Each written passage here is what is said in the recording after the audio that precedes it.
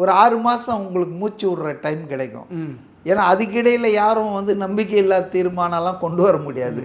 Once ஒரு government நம்பிக்கை தீர்மானத்தை சட்டசபையில் பாஸ் பண்ணிடுச்சுன்னா ஒரு 6 மாதத்துக்கு யாரும் டிஸ்டர்ப் பண்ண முடியாது. அந்த 6 மாதத்தில் பல வேறு வேலைகள் நடக்கலாம். அந்த டிவிக்கேல நிறைய பேர் வந்து லாட்டாக வந்து சேரலாம், சில கட்சிகள் மெர்ஜ் ஆகலாம், இப்படியெல்லாம் நடக்கலாம். அப்போ அது ஒரு டியூரபிளாக ஆகிடும்.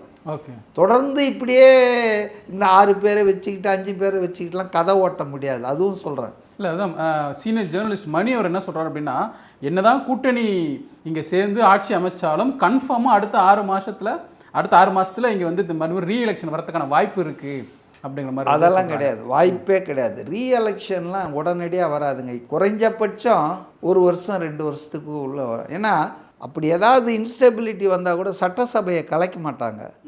It will be kept in suspended animation, cold ஸ்டோரேஜில் வச்சுருவாங்க. மணிப்பூரில் காஷ்மீரெல்லாம் வச்சுட்டு அப்புறம் தூக்கின்னு வந்து டீப் ஃப்ரீஸ் பண்ணுறாங்கல்ல, அந்த மாதிரி தான். கலைக்கிறதெல்லாம் மாட்டாங்க. கலைப்பது என்பது ஆர்டிக்கல் 356 பயன்படுத்தி சட்டம் ஒழுங்கு சரியில்லை, கான்ஸ்டியூஷன் படி இங்கே ஆட்சி நடக்கலை, ஃபெயிலியர் ஆஃப் கான்ஸ்டியூஷனல் மிஷினரின்னா தான் எடுப்பாங்களே ஒழிய. இந்த ஆதரவு கொடுத்தவங்க சட்டப்பூர்வமாக நிரூபிக்கணுமா இவங்க சரியில்லை அப்படிங்கிற மாதிரி? அப்படிலாம் ஒன்றும் இல்லை, அது ஒன்றும் இல்லை.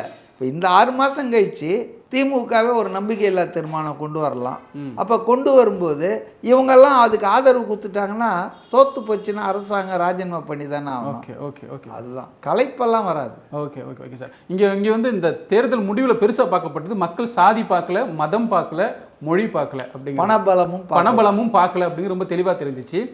இன்னொன்று, இந்த பக்கம் வந்து பாமக அன்புமணியும் விஜய் அவர்களுக்கு ஆதரவு கொடுக்குறாங்க, விடுதலை சிறுத்தை தலைவர் திருமாவளவனும் ஆதரவு கொடுக்குறாங்க. இந்த பிம்பத்தை உடைச்சிட்டு 70 வருஷமாக அந்த பிம்பத்தை உடைச்சிட்டு 70 வருஷங்களும் 30 வருஷமாக அந்த பிம்பத்தை உடைச்சிட்டு திரும்பவும் விசிகாவும் பாமகவும் தாவேக்கால இணைஞ்சு செயல்பட வாய்ப்பு இருக்கா?